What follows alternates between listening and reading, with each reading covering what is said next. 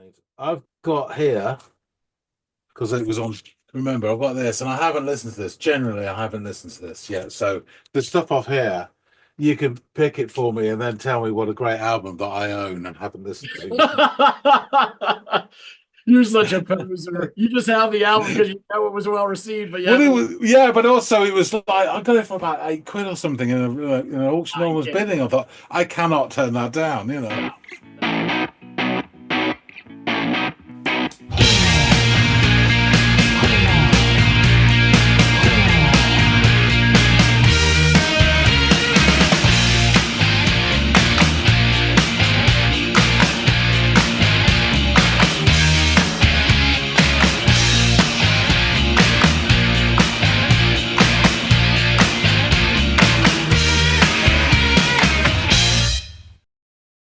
Hey, everybody, and welcome to another episode of the Audiophiles, you bugger. My name's John. His name is Andy. Um, yes, it is. It was many years ago that I became what I am. I was trapped in this life like an innocent lamb. Now I can never show my face at noon, and you'll only see me walking by the light of the moon. More or less another time, perhaps. But first, Andy, how the devil are you today? I'm doing really well, John. How are you, buddy? Fairly middling. So you got a track for us to listen to. What I have you do. got? I do. We're going to be revisiting a great band that we discussed at length in our one and only reaction devoted to them just last year, not that long ago, really. But it is the band Pere Ubu.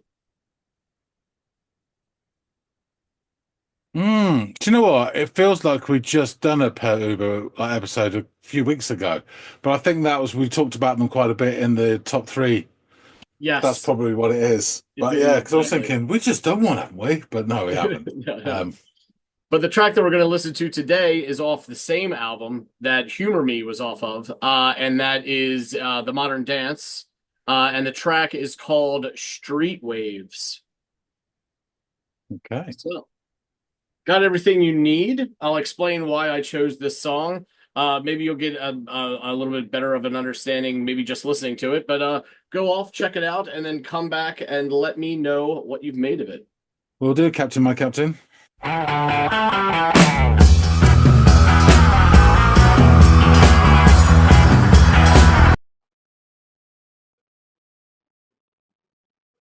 That was great straight away. Um, yeah. I just instantly got this idea. It sounded a bit like sort of Stooges with a bit more sort of groove and a bit of swing to it, slightly, just a touch. Yeah, great start. Bang.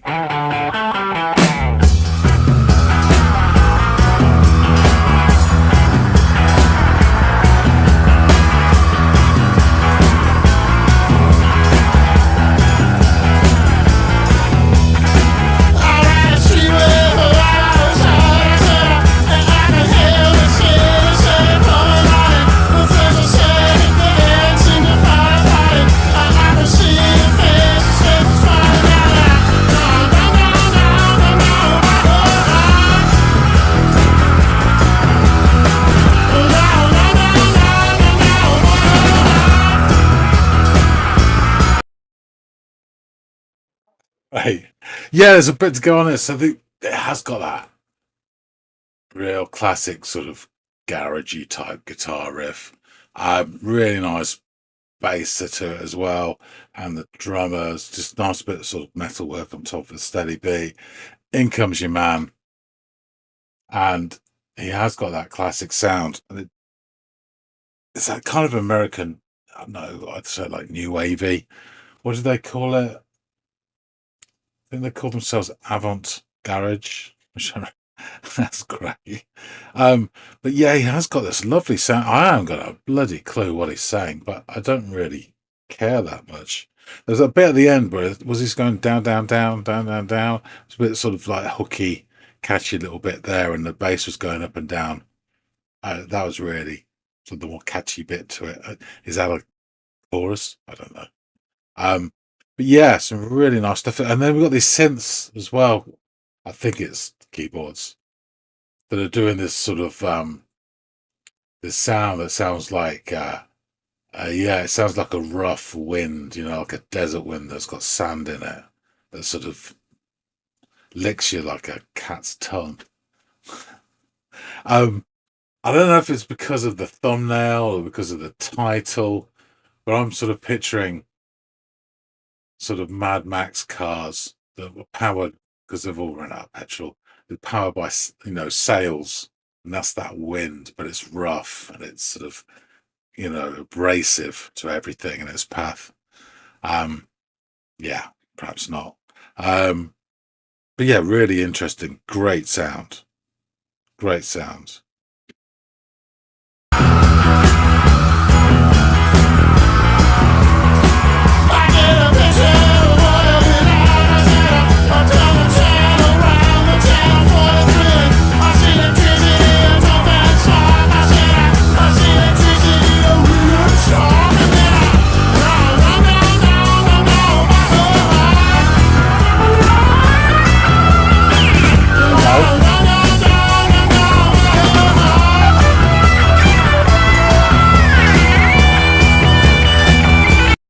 Oh, we're going to go back and just start that bit again.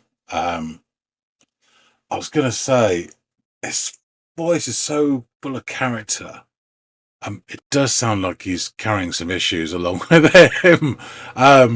Whether they be mental or substance, I don't know. But it's got one of those voices you don't really mind. It just has that character to it. And although I'm not getting the words, the feelings I'm getting is there's definitely movement with that wind noise as well, and some kind of action. And there's a bit of attitude there. And I don't know, maybe is there some sort of tension or hint of danger? But it feels quite urban, almost like with a movement, like he's going through a cityscape or something. I don't know. I have no idea. But the guitar there sounded lovely. So let's see what happens next.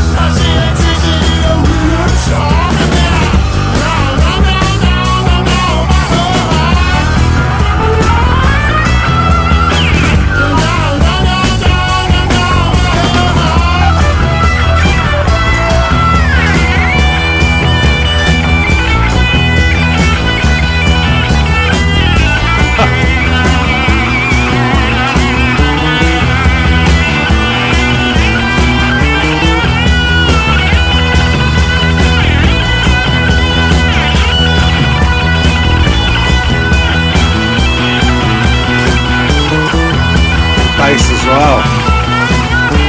Oh.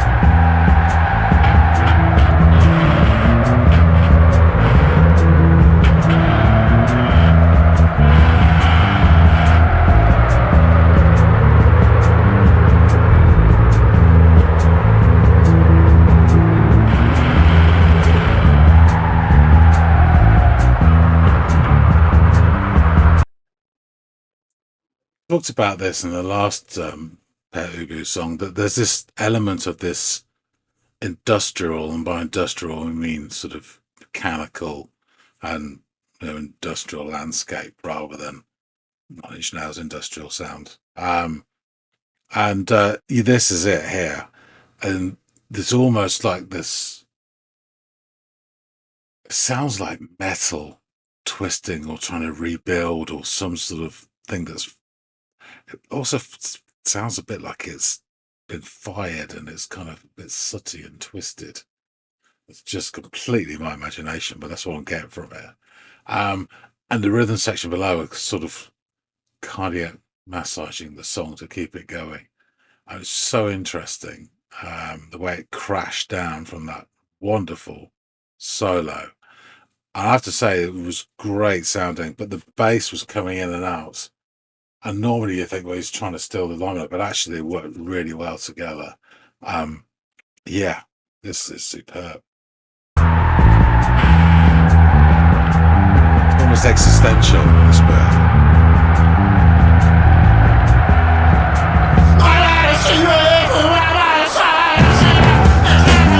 Excellent.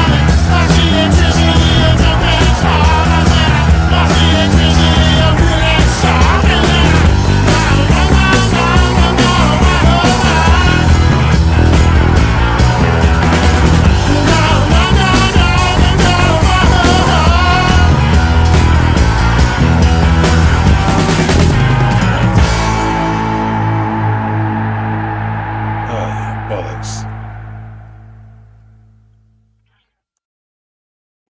As is the way with this sort of thing, it's over far too quickly. I enjoyed the pants off that. Um, that was really. It wasn't just like an immediate enjoyment, but it was sort of thoughtful to it as well. And there's all these images in my mind. It almost sounded like there was metal kind of rebuilding itself there in that sort of passage. And it's like that old trick, isn't it, where you sort of like quiet everything down and the vocals come in for a line or two, isolated, and then bang, in comes the band, and they sound bigger and better than ever. And they did there as well. And just because it's an old trick doesn't mean it doesn't work, because it did work. It sounded brilliant. It was wonderful. Um, yeah, this is great. And I need, I mean, this is just their first album. Jesus. I need more Pere Ubu in my life. I shall remedy that very shortly. Um, but we need to know a bit more about this song. So let's go back and chop it up with Andy. All right. Welcome back. You rode the wave on home. So what did you make of this track, Street Waves? So we start off with this classic garage rock riff. It's kind of akin to, made me think of the Stooges, but with just a soupçon of swing and groove to it as well. Really nice sound. And within 6 seconds, I've decided that sod it, I'm buying this album tonight. So, if you got any more songs of this album, tough shit. Um, Okay. There's enough 6 seconds of this is enough to convince me and humour me that I'm buying it. So there you go. So there are these additional sounds as well, which I guess is synth, keyboard, whatever, that indicate to me the rough lick of a Sirocco, a sort of heavy sound laden wind that feels like a cat's tongue on you.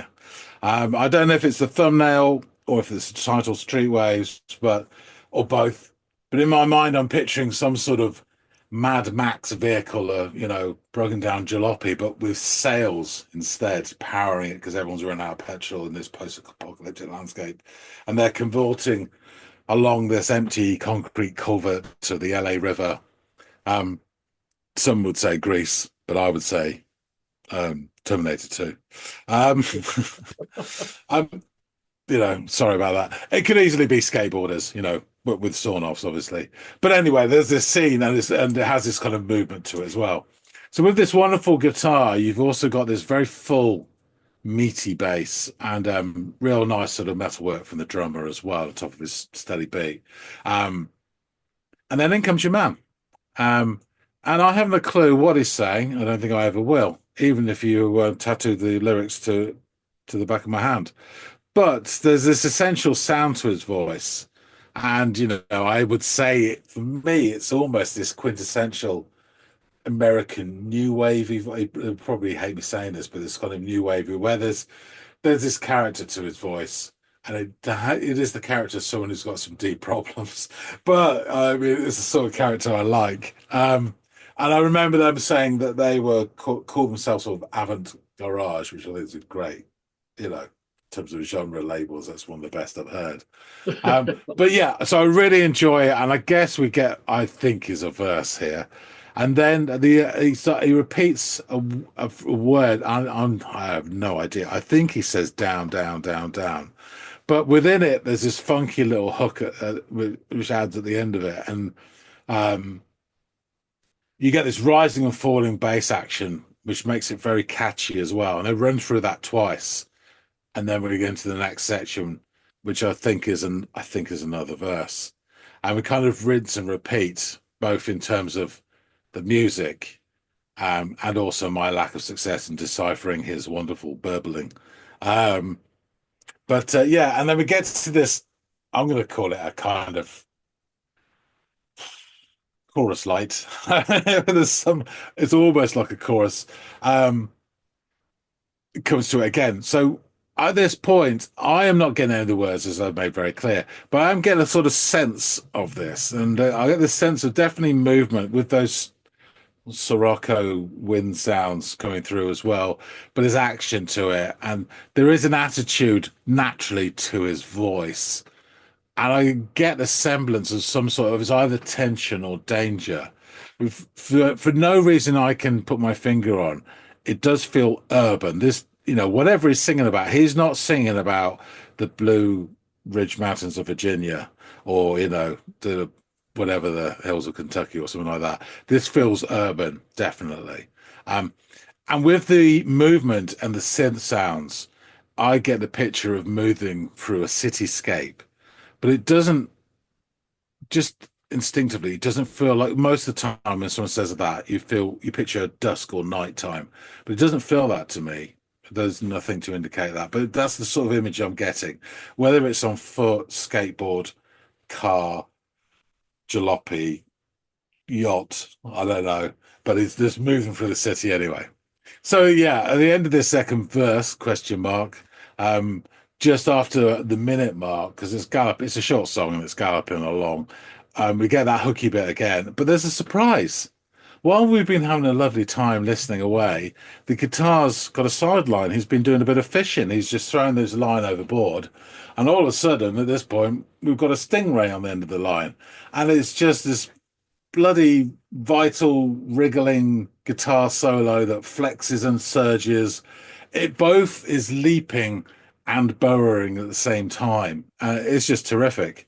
And it's a really interesting, strange but familiar, traditional but not traditional guitar solo. It mixes all of it up, which is a real lovely sound to it. And while this is happening, all the time, the bass is standing right behind, pogoing up and down, and slamming his head around with all the excitement. And normally I complain that it's trying to steal the limelight, but actually, together they work so well in tandem. The sound of the solo guitar with this bass that's doing stuff and then flats down and then comes up again. Really nice. Then I think the 140-ish mark, it all crashes down. And then we hear these existential rumblings of the guitar. And it's kind of something for different elements, but it's something that like Stooges would do, and definitely something that Velvet Underground would do. And all the time you have this rhythm section that keeps doing a cardiac massage on the song just to keep it beating. And it's just minimal there. And you add in different effects for different bands, but it's kind of that blueprint. I would say Velvet's first, but then someone like Stooges and others as well. But it's really, it is almost this existential what's going on with it. And this is where you get, and we had this before in human movie, this sort of industrial with a small I and a bit of rust rather than Nine Inch Nails industrial, this industrial feel.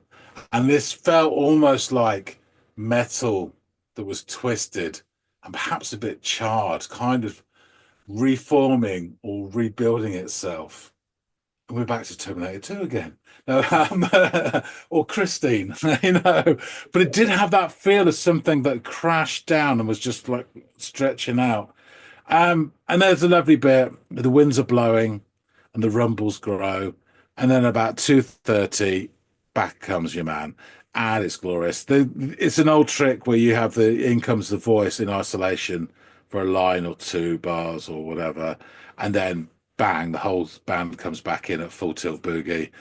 And it's an old trick because it works so well. And it's just a wonderful sound when they all come back in. And he sort of, does his stuff to the end. We get a few extra fills from the drummer who finally is allowed to show off a little bit of what he can do, but only for about 20 seconds. And then we're done. Yeah, I could go on, but in short, there was stuff in here that reminded me of Stooges, definitely, Velvet Underground, definitely.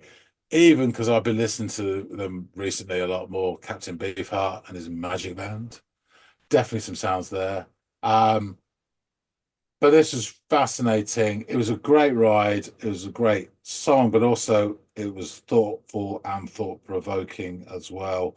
I just thought this was wonderful. And in terms of, I mean, I picked Pere Ubu in my sort of picks of top threes. Um, and I wasn't mistaken because this just underlines how much I like him. Yeah, yeah. And how great this album is. So kudos to you for going ahead and taking action on that. The only problem is rest in peace. Any more reactions to Yeah, dance on sorry, this channel? my need is greater. Yeah, there you go. Yeah, It's not like they don't have other albums that I can pick from. And I'm kind of glad now in retrospect that I did choose another one from this album and stayed here because now you're gonna go do that and I can start to pick from other stuff down the line. But yeah, this was one of their more accessible songs, I'll be completely honest. sure.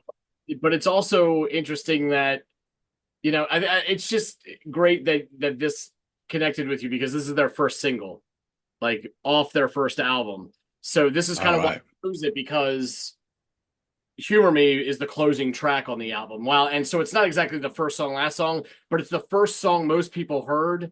And if you then went and bought the album, it's the last song they probably heard when they put on the album. So it's kind of this interesting kind of like bookending of it. Like most folks were introduced to Pere Ubu through this song outside of their sort of, following at the time who, Yeah. see and all that stuff around the Midwest. But yeah, I'm really glad you dug it. It is a really great song. That guitar work, the guitar lead is fabulous, and I think it does a really good job of underscoring their um their penchant for tapping into this like the sound of their environment, which is something that they like are known for. They sound like the industrial Midwest, and this song captures that really well as does all their works. But I mean, this is really what set the tone for them. So go ahead. Yeah, so please correct me here. So I believe that area is it now called the Rust Belt? Yes. Was it called something before it was the Rust Belt? Was it just, I mean, I'm you know? sure it wasn't called the Rust Belt until after things got rusty. Yeah, yeah, yeah. Yeah. So would it have been called the Rust Belt in 1970, whatever? Maybe I don't know. I Was they wasn't just around to starting? call it Yeah, that. Or yeah. I'm just wondering how much things were deteriorating at that point, you know. yeah. I doubt it that much. I mean, I bet you places like Detroit were still pumping Yeah, out yeah. and Must stuff be. like that. Yeah. It's basically Pittsburgh was making the steel, and as you worked over, there were tire plants and car, assembly factories everywhere with Yeah. Ford and Chevy and Pontiac and all that stuff kind of located in that area. So yeah, from Western Pennsylvania all the way up to Michigan is kind of where a lot of the metal work and car Hmm. building and all this stuff, this industrial work was being done. So yeah. Anyway, quick recap of this Cleveland, Ohio-based band, and specifically as featured on their debut album from 1978, The Modern Dance. We have David Thomas, vocals, musette, percussion, and production. Tom Herman, guitar, backing vocals, production. Alan Ravenstein, or Ravenstein, perhaps, EML 100 and 200 analog synthesizers, saxophone, tapes, and production. Tony Maimoni, I want to say that's the correct pronunciation. I'm not 100% sure, but bass, piano, backing vocals, and production, and Scott Krause on drums and production. And as we mentioned in a previous episode, we devoted our time to the closing track of this album entitled Humor Me. So I figured we would discuss this first single released almost 2 years earlier in 1976, as this was a lot of people's first introduction to the band and their sound, at least on a national stage. So now, at the risk of repeating myself, but in hopes of underscoring the wildly favorable reception of this album, I want to discuss some of the scores it earned from major music publications. Encyclopedia of Popular Music, New Musical Express, The Independent, Record Mirror, Spin, Alternative Record Guide, and Uncut each awarded the album a perfect score in their respective grading systems. I mean, if you can get one or two of a plethora of these entities to give you 5 out of Yeah, 5 stars or 10 out of 10, that's saying something. This is like a laundry list of pretty reputable yeah. places all saying the same thing. So kudos to them. Rolling Stone Album Guide, Q, and Mojo each awarded it 4 out of 5 stars. So it's pretty universally adored and considered to be wildly influential. The album itself isn't scored by Metacritic, interestingly, but in 2015, the band released a box set called Elitism for the People, 1975 through 1978, that consisted of remastered vinyl reissues of Pere Ubu's first 2 albums, The Modern Dance and Dub Housing. The Hairpin Singles, an album of early singles, and Manhattan, a recording of its 1977 live show at Max's in Kansas City, were also included.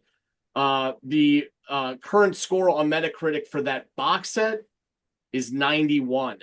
So I know that's not specifically The Modern Dance. Maybe some of this other stuff is pulling it down. Maybe some of the other stuff's lifting it up. Who am I to know? I'm not one of the ones who rated it. All I can say is 90's pretty damn good, and 6 or 7 perfect scores is pretty damn good too.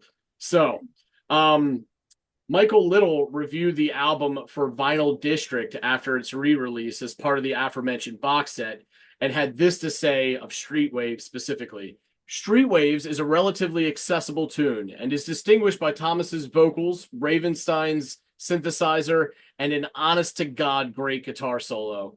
It goes into a long interlude during which Ravenstein reproduces the sounds of space before Thomas returns to sing, I ride a street wave right by her side, and I can hear the city coming round. The things I say hit the air and seem to fall apart, and I can see the faces falling down, and then I'm gone. In a very interesting article for Guitar.com entitled The Genius of the Modern Dance by Pere Ubu, writer Hugh Baines would say this of the band. Pere Ubu were a band out of time. They introduced things, dubby bass line, strangled trebly guitars, unself-consciously arty live shows, and absurdist proclamations that would come to define post-punk. But when they started out, punk hadn't even happened yet. And he would go on to say this of the track you listen to today. Streetwaves exists halfway between television and the Velvet Underground. And Herman's soloing is incandescent. His status as the group's sole guitarist is, at this point, reflected in the mix as Maimoni's bass is his chief sparring partner. And I think you kind of alluded to that during that lead portion where you're like, normally that might rub me the wrong way, but I actually loved how they were working off each other. I think this writer would agree with your assessment of that part, John. Over at A Pessimist is Never Disappointed, they conducted a review of the box set, and of this album and track, they would write, The Modern Dance from 1978 oozes with naive rage. It's primal and exhilarating in spots, riding a wave of 50s nonsense that crashes like Zappa destroying the Cochrane songbook. Streetwaves takes what could have been a blues riff and bludgeons it. The song pulses and surges forward and remains lodged in the brain for hours after you hear it. So, let's jump into these lyrics. Sorry, just to say really quickly, I can't believe that this is 2 years before the album. 76, this is incredible, really, to get this sound. Yeah, I would totally agree with you. And definitely, like, all of these folks are kind of saying, ahead of their time, pioneers, all of this stuff is completely apropos and rarely not an overstatement. So I ride a street wave right by her side, and I can hear the city coming round. The things I say hit the air and seem to fall apart, and I can see the faces falling down, and then I'm gone by her heart. I get a picture of what it'll be like. I turn the channel round to channel 43. I see electricity jump and spark. I see electricity, real and stark. And then I'm gone by her heart. I ride a street wave right by her side, and I could hear the city coming round. I see electricity jump and spark. I see electricity, real and stark. And then I'm gone by her heart, and I'm gone by her heart.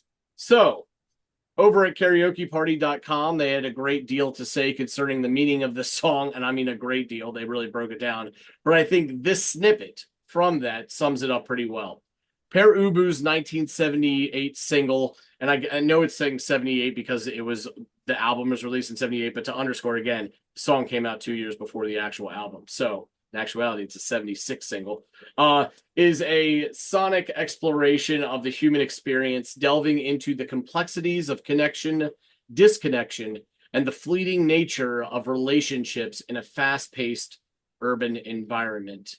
So there you have it, John. Your second and final, as you've determined, reaction to Pere Ubu's work from their debut album, The Modern Dance. I can't wait for you to get this thing in the mail and to pick your brain on the other tracks from this that you've yet to hear. So, but go on, you were about to say something. Yeah, just remember, I've also got, oh God, Pink, Pavement, Far Side. No, you can. You can. Because again, that is part of that 91 grade on Metacritic is the album that you already own, and you're about to get Yeah. the other half of it. You know what I mean? So kudos to you, man. Yeah, definitely. And I guess maybe, and I'm probably saying something that you've already got perfectly planned out in your head for your own little date with yourself, but listen to the first album and then pop that thing on and give that a go. If I don't like, well, now I'm cutting my nose off to spite my face because I'd like to give you a couple tracks off of it before you go do that. But either way, I can wait. I can wait. Cool, excellent. I just want to also say very quickly, when you're reading it out, there's some great lyrics there. You know, I still, even now, I mean, the only bit I think that I thought he was saying down, down, down, was saying gone, gone, gone. You know, but there's some really interesting lyrics. I couldn't, discern them. Yes. But I'm glad they're read out to me. They're great, though. There was a Really. funny quote that I stumbled across from Mr. David Thomas, who is the sole, consistent member across all these decades of the band. And he said that in our band, the bass is the guitar, I think he said the bass is the guitar is the bass, the synthesizer is the singer, and I am the horn section. So if that gives you an own indication of how he looks at his own vocal styles, he knows this isn't we're not getting Freddie Mercury when we put on Pere Ubu. And he does have a very eccentric way of singing, but I mean, it fits this shit so well. Yeah, it's full of charisma, though, isn't it? Yeah, it really is. Super. And the guy is full of charisma. He's this big, hulking guy, and you see him perform and he's animated and stuff like that. He was definitely a trailblazer for the time. I mean, for as much as I love David Byrne and his little connection to Baltimore among a myriad of other places, and I love the Talking Heads, I think Pere Ubu is definitely in that class as well. So glad you really enjoyed this one. Glad you're going to go get the album. And I'm really looking forward to just off camera, you and I just discussing what your experience was like giving that album a go. But with all that, I'm going to wrap things up. John, thanks for listening to this. Really do appreciate you, my friend. Guys out there in the listening audience, please let us know what you thought of Street Waves by Pere Ubu. Obviously, you already know where John stands on this album. What other stuff should we check out by them? I have some stuff from like the early 90s that I was thinking about giving them as well.